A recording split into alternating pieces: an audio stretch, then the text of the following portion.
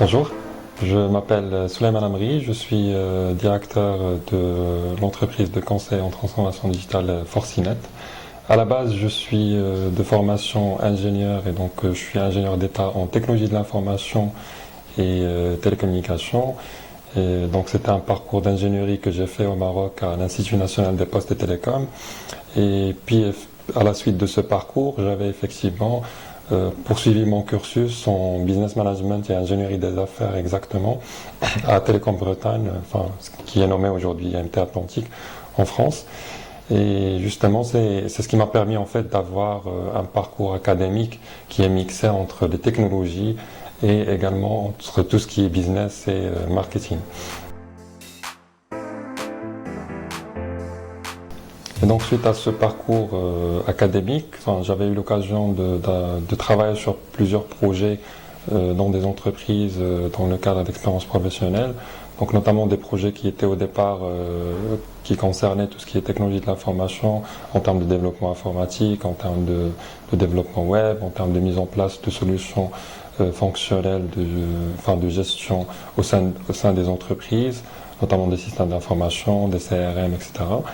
Et aussi d'avoir des expériences professionnelles qui étaient orientées business, notamment avec la Poste du Maroc en gérant des projets de la Poste numérique, donc des produits numériques au départ qui étaient destinés aux entreprises et aussi aux particuliers. Et puis par la suite, dans mon expérience en France, avec Orange, dans un métier d'ingénierie d'affaires, ou ce qu'on appelait nous les International Customer Offer Manager, où on était justement supposé vendre des solutions télécom de gros à des opérateurs internationaux dans le monde. Et après cette expérience-là, justement, je suis rentré au Maroc et c'est là où est né quelque part les premières idées de développer mon propre business. Alors pour Forcinet, c'est une entreprise justement de conseil en transformation digitale et marketing qui avait commencé au départ avec un positionnement d'e-réputation et de marketing digital et qu'on a étendu par la suite pour couvrir toute la transformation digitale de par notre expertise justement en matière de technologie de l'information et aussi en matière de business, marketing, etc. Et donc aujourd'hui Forcinet elle est positionnée sur la transformation digitale et plus précisément dans le conseil en transformation digitale parce qu'on conçoit que la transformation digitale elle englobe principalement 3 parties pour chaque entreprise, quel que soit son type, quel que soit est-ce qu'elle est privée ou publique en termes d'institutions aussi. Donc une première partie qui est humaine, qui concerne le développement de culture digitale pour les collaborateurs des différentes entreprises et conduire ce changement-là. La deuxième, elle est technologique en matière d'outils et de technologies qu'ils vont utiliser en interne pour digitaliser leur processus métier, pour faciliter leur travail, pour automatiser ce qu'ils ont l'habitude de faire. Et la troisième, c'est la partie marketing digital et expérience client. Donc c'est la relation de cette entreprise avec l'externe, avec ses clients, avec les personnes avec qui elle s'adresse et donc sa communication digitale, sa façon de se marketer sur Internet, etc. Donc nous, quelque part, on fait partie des rares entreprises ici au Maroc qui proposent vraiment du conseil en termes de stratégie, de toute la transformation digitale de bout en bout, en ayant effectivement des stratégies conçues avec ces entreprises qui nous sont partenaires et clientes, qui vont traiter tous ces aspects-là en matière de transformation. Alors, ce qu'il faut dire justement par rapport à ce point, c'est que la vie d'un entrepreneur n'est pas facile. Vraiment, c'est pas très évident. Et je pense que c'est ce qui fait qu'on a des vocations différentes, que certains justement se retrouvent dans cet esprit d'entrepreneuriat et d'autres pas. Et bien évidemment, on reste toujours dans une phase où on teste parce que c'est pas évident de prendre déjà la décision au départ de laisser une carrière qui se développe dans une entreprise en tant que salarié et de rompre avec ça pour aller créer son entreprise from scratch, donc de démarrer vraiment à zéro et de construire de base. Donc l'idée déjà est difficile. Et dans mon cas, effectivement, c'était le cas. Et ce qui a aussi quelque part mis plus de challenge, c'était que le digital n'était pas très consommé quelque part par les entreprises au Maroc à l'époque où on avait démarré. Enfin, certes, les consommateurs, enfin, les utilisateurs finaux, les citoyens, enfin, ils étaient déjà adeptes de ça, mais pas les organisations, pas les institutions. Donc déjà, il fallait faire vraiment un grand effort pour pour vulgariser les concepts, pour expliquer aux entreprises l'intérêt derrière, pour leur proposer de la valeur ajoutée derrière. Et en même temps, quand on démarre et qu'on démarre à zéro, c'est que voilà, on est limité en ressources financières, on doit forcément compter aussi sur nos proches pour nous aider quelque part à survivre pendant cette période. Et moi, je conçois qu'en tout cas les 2 premières années de Forcinet, s'il y a quelque chose que je retiens, c'est que la force d'un entrepreneur pour qu'il continue, pour moi, c'est pas dans l'idée, c'est pas dans le projet, c'est d'abord et principalement dans le mental.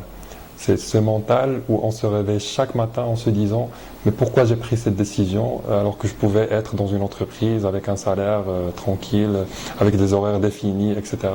Alors que je suis dans dans cette expérience qui me demande beaucoup d'efforts, où on n'a pas vraiment de retour sur investissement sur le champ et on ne sait pas quand est-ce que ça va venir dans certains cas.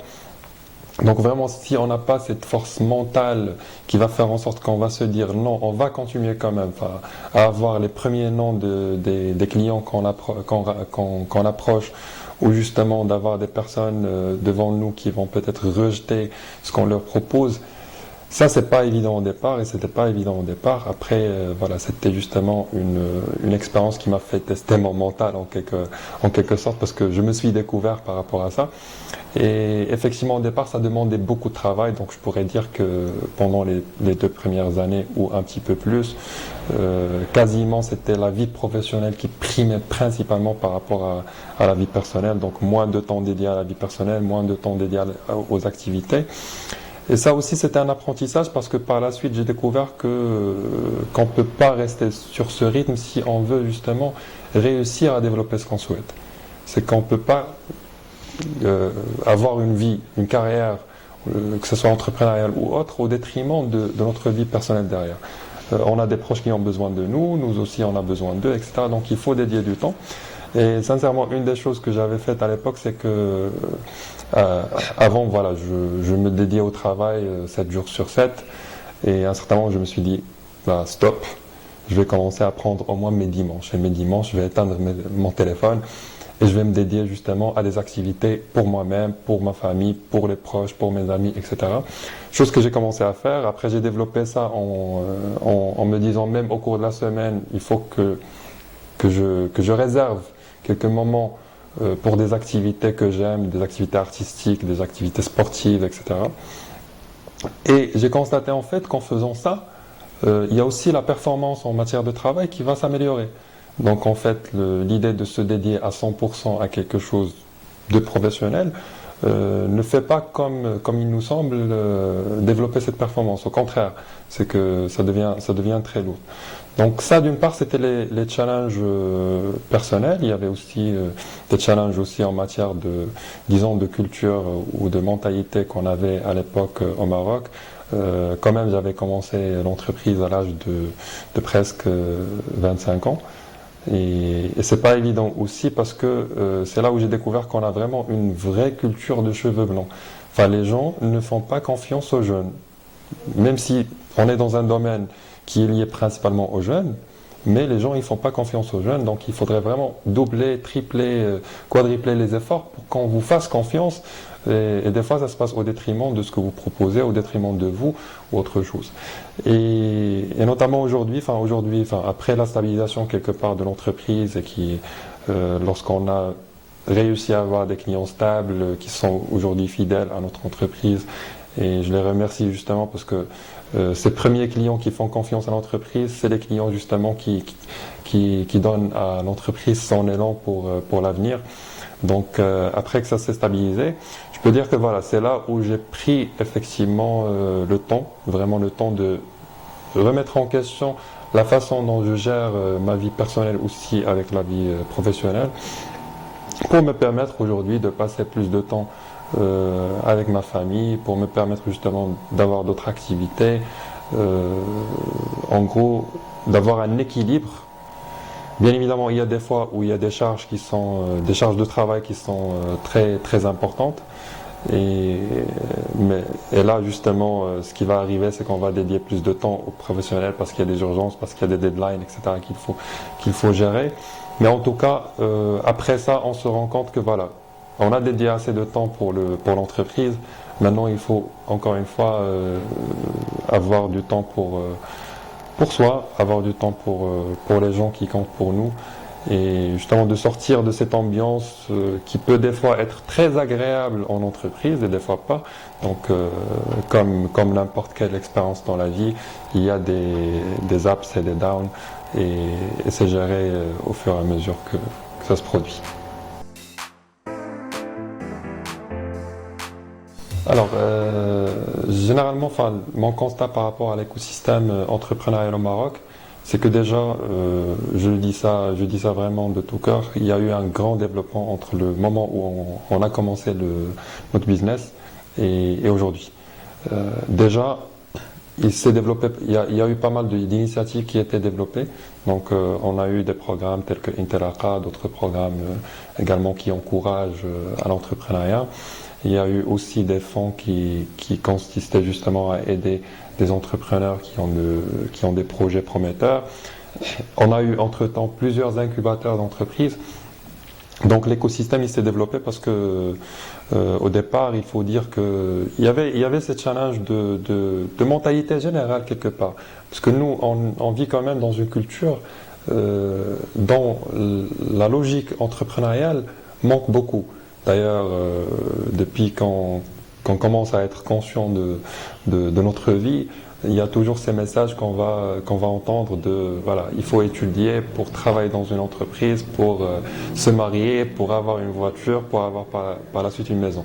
Et donc un parcours qui est tracé et qui est culturel en fait, c'est un élément structurel dans la société. Et du coup, les gens, forcément, ils sont conditionnés par rapport à ça. Et à chaque fois qu'on va dire que on va faire de façon différente, à savoir on va créer une entreprise et on va entreprendre, là les gens forcément ils seront déstabilisés. D'ailleurs même moi au départ, quand j'ai décidé de créer mon entreprise, mes proches ils n'étaient pas tous d'accord. Donc et ceux qui étaient à peu près d'accord, ils me disaient fais ce que tu penses que ça sera bon pour toi. Mais ils n'étaient pas convaincus de ça. Pourquoi une personne qui a fait un parcours qui est excellent, qui a eu des diplômes excellents, qui peut faire une carrière excellente en tant que salarié, va choisir ça? Parce que culturellement, ça, c'est pas très tolérable facilement. Donc eux aussi, ils attendent que vous puissiez réaliser en fait des succès qui seraient tangibles pour qu'ils commencent enfin à accepter l'idée justement. Et donc culturellement, c'est difficile et c'est ce qui fait que l'entrepreneuriat au départ, c'était pas très développé dans les esprits, ni en termes aussi de politique générale. Bien que le Maroc, il était au départ, je pense que dans les 90, il était parmi les pays initiateurs de programmes d'entrepreneuriat. Mais à un certain moment, il y a eu quand même une certaine récession par rapport à cette stratégie-là, jusqu'à très récemment, effectivement. Donc, moi je dirais ces 3 dernières années, il y a eu vraiment un développement de cette logique et aussi un encouragement pour les jeunes pour entreprendre. Et cet encouragement-là, moi je pense qu'il va venir à l'encontre de toute cette culture qui consiste à ne pas faire confiance aux jeunes, à vouloir les tester d'abord avant de leur donner quelque chose de concret. Et ça va bloquer ça forcément parce que plus on aura d'entrepreneurs jeunes, forcément plus le taux de succès des jeunes va augmenter et forcément ça va faire que la confiance elle va augmenter et plus on va aller dans ce sens, plus il y aura d'autres programmes. Et d'ailleurs, je pense qu'on est sur cette lignée parce que même sur le plan politique quelque part, on a eu cette idée de commencer à donner justement du pouvoir aux jeunes et le pouvoir déjà a commencé au niveau économique en créant des entreprises, qui réussissent aujourd'hui dans différents domaines, en proposant différentes prestations. Alors, en fait, si j'ai à donner des conseils aux futurs entrepreneurs aux futurs jeunes justement qui pensent à entreprendre ou pas, ça serait principalement aussi basé sur mon expérience. Donc déjà, on part sur une base qui est que les expériences diffèrent. Donc ce que je vis moi, forcément, ne va pas être exactement vécu par d'autres personnes, mais c'est bien quand même d'avoir l'expérience de quelqu'un qui a passé par ce chemin. Et moi, mon premier conseil déjà, c'est que déjà quand on est en train de penser à entreprendre et on se dit est-ce qu'on choisit l'entrepreneuriat ou est-ce qu'on choisit d'être salarié, il ne faut pas qu'on rende la notion de salarié péjorative. Il y en a ceux justement qui ont cet esprit entrepreneurial, il y en a ceux qui ont l'esprit de salariat. Les deux sont des carrières, les deux peuvent faire justement qu'on ait d'excellentes carrières. Donc c'est pas un choix de un est meilleur, l'autre n'est pas meilleur, parce que déjà, à chacun ses avantages et ses inconvénients. Quand on est dans le salariat, enfin, on a l'avantage de la stabilité, etc., financière, sociale, familiale, etc. Quand on est dans l'entrepreneuriat, c'est vraiment déstabilisant. Et puis même quand les choses s'améliorent, il y a toujours ce risque à tout moment qui peut venir en sorte et déstabiliser encore. Donc il y a des avantages et des inconvénients. C'est pas qu'on est pour l'une ou l'autre. Deuxièmement, je pense que mon premier conseil que moi j'avais retenu dans mon expérience au tout départ, c'était de ne pas négliger la vie personnelle. Je vais là raconter une anecdote. En fait, j'étais dans un événement et l'événement il parlait quelque part, enfin la présentation elle parlait de la prise de risque et de l'échec en fait. Et tous s'accordaient sur le fait que si on tente et on échoue, qu'est-ce qui se passe? Rien. Il n'y a pas de souci, il ne va pas y avoir de problème. Et là, j'ai dû intervenir parce que moi, je ne suis pas totalement d'accord avec ça. Je dis, je ne suis pas totalement d'accord avec ça parce qu'effectivement, moi, je fais partie des personnes qui encouragent vraiment les personnes à tester, à échouer, etc. Sauf que même dans l'échec, il y a des degrés. Il y a des degrés, des fois, qui peuvent toucher à la personne, notamment en termes de santé. Et moi, je dis, quand il s'agit d'une expérience où on échoue et que derrière, c'était un échec matériel, là il n'y a pas de souci, on peut tout le temps se mettre debout et reprendre. Mais des fois l'expérience est tellement grande que ça se passe au détriment de notre santé, et là il n'y a pas de retour. Il n'y a pas de retour parce que la santé c'est un capital qui nous est donné à gérer dans une durée indéterminée qu'on ne connaît pas. Et en tant qu'entrepreneur, en pensant à l'avenir, pourquoi je dis qu'il faut quand même consacrer depuis le départ du temps à la vie personnelle et ne pas l'oublier. Dans l'avenir, on a besoin de nous-mêmes plus qu'au départ.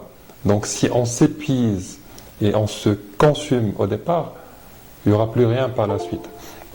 Après, il y a aussi d'autres conseils en matière de disons, de collaboration avec les entreprises, etc. Certes, les collaborations diffèrent avec chaque entreprise, chaque organisation. Quand on travaille avec le public, c'est différent que quand on travaille avec le privé. Il y a des contraintes de paiement, de solutions, etc. Mais moi, je dis, il faut toujours croire à ce qu'on propose. Parce qu'on aura sûrement des clients ou des entreprises qui vont nous dire, nous, on veut ça. Et on ne serait pas forcément d'accord en tant qu'expert ou en tant qu'entreprise qui propose ce métier-là. Mais là, il faudrait déjà que nous en soient convaincus pour pouvoir convaincre l'autre et tenir à cette idée-là. Quatrièmement, je dirais, il ne faut pas aller plus vite et plus grand que nos capacités.